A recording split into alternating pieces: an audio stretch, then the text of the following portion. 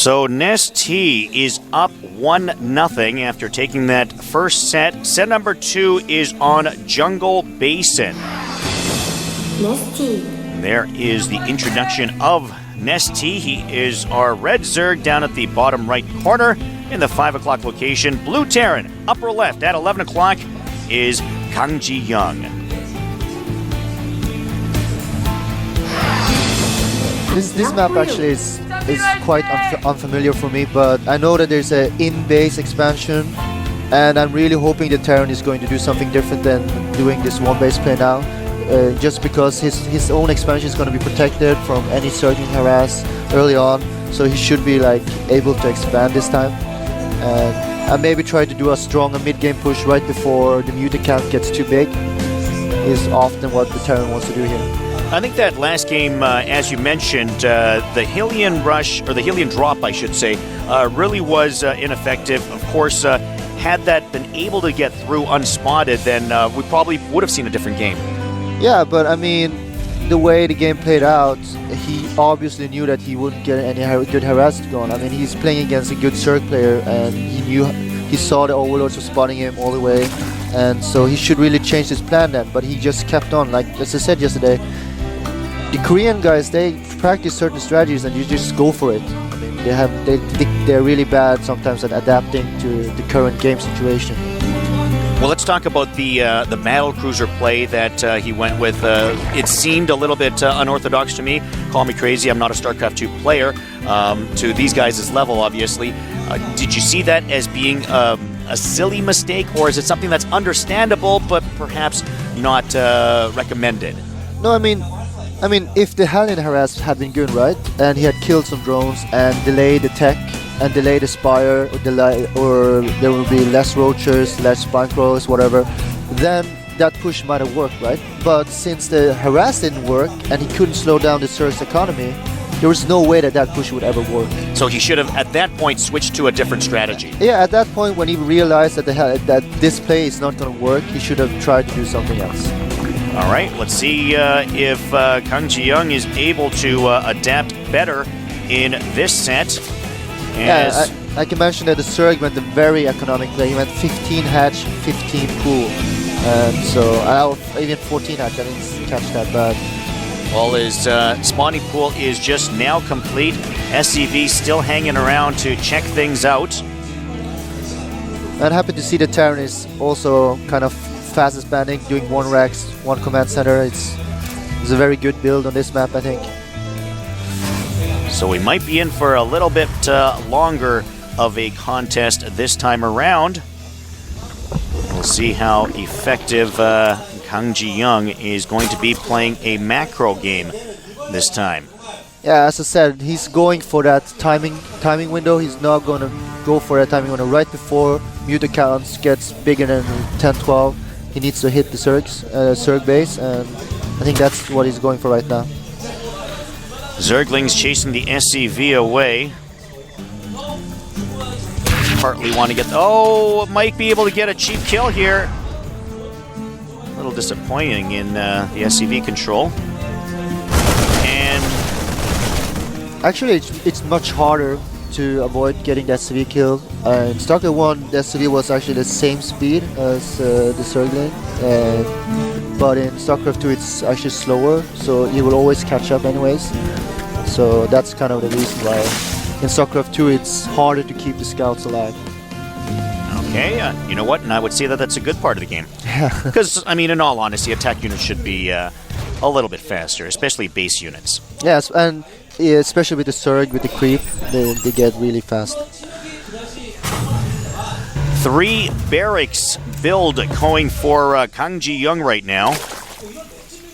Roach, first one out for NesTea. Oh, nope, check that, third one out.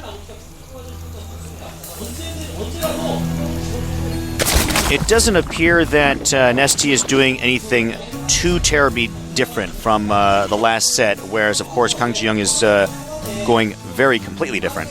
I mean, it's very interesting to see how the Zerg adapts this game. He's getting metabolic boosts before lair this time because he's expecting, he knows that the Terran is going to go more infantry, seeing the fast expansion, seeing, yeah, just by the knowledge of the game, I guess.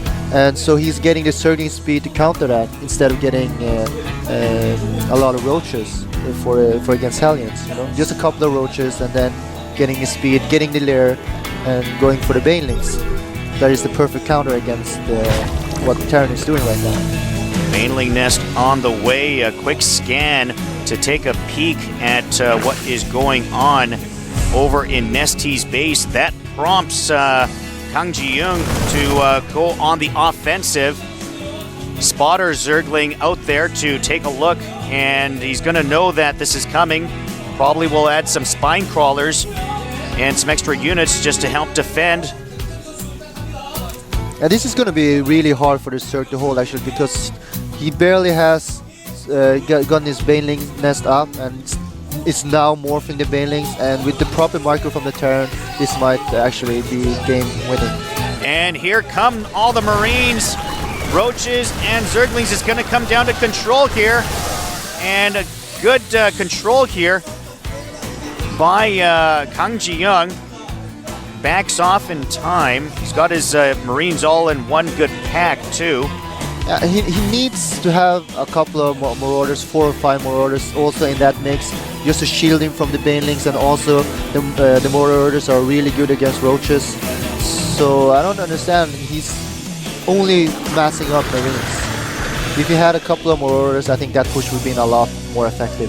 Banelings now in play for NesTea.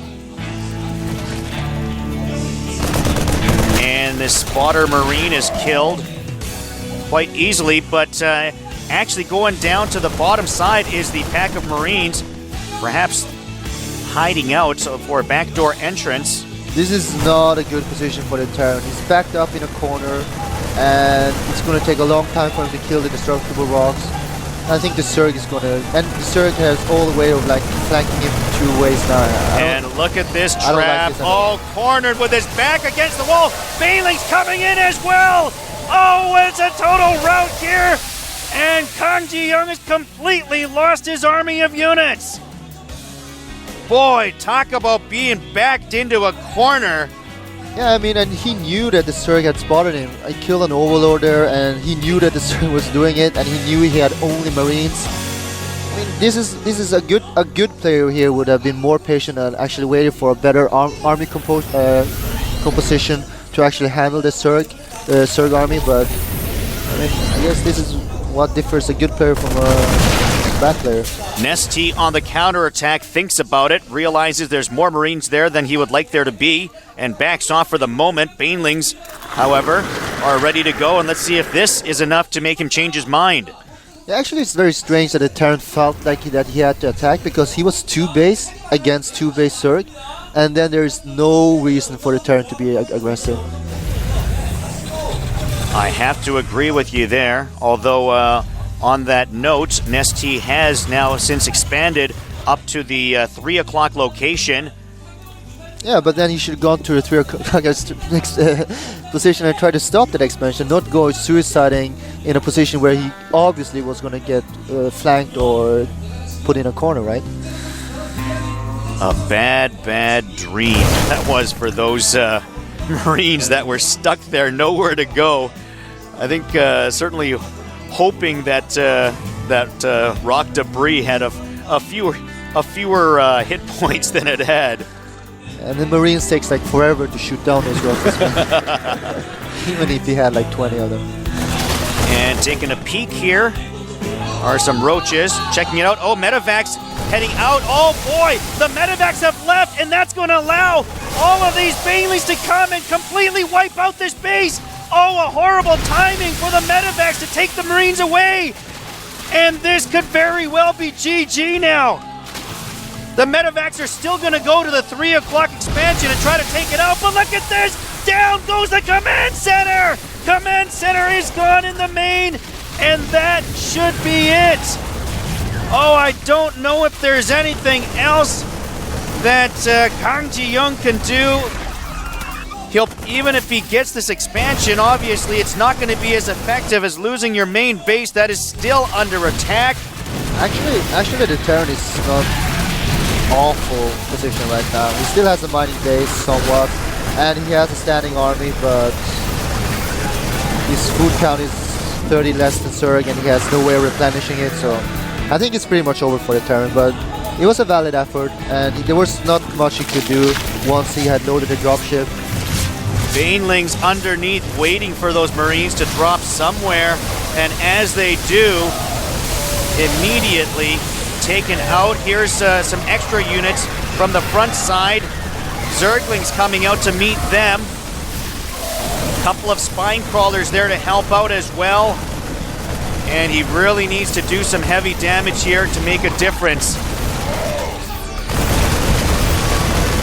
Well, we'll see. Perhaps a little bit of life left in him still. 3 spine crawlers, 2 of them now still alive. Drones actually coming out to help. And the attack, by the way, still on at the expansion here. This might be an elimination game. It could be an elimination game we have here. The last couple of Marines being hunted down by these Zerglings. Is this going to be it? Yes, it is. There's GG.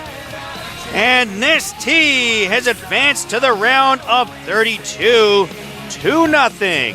He wins in this round of 64. A great effort by NesTea. Some regretful mistakes on the hand of KangJiYoung, perhaps just a little bit impatient at key moments. And you talk about timing in a game like StarCraft 2, and timing, impatience, really his Achilles heel today. It showed that the Terran player was a little bit inexperienced, probably also a little bit nervous playing on a big stage. Maybe, I don't know, because some of the decisions he made didn't make no sense at all, for me at least. I mean, the way he moved out, the way he kind of like panicked and tried to go around when he saw that he couldn't go up the ramp. So I don't know why. He had no reason to go attack when he was too busy. All right, well, the end result is that NesTea goes on to a 2-0 victory. We're going to be back with an interview with them in a moment.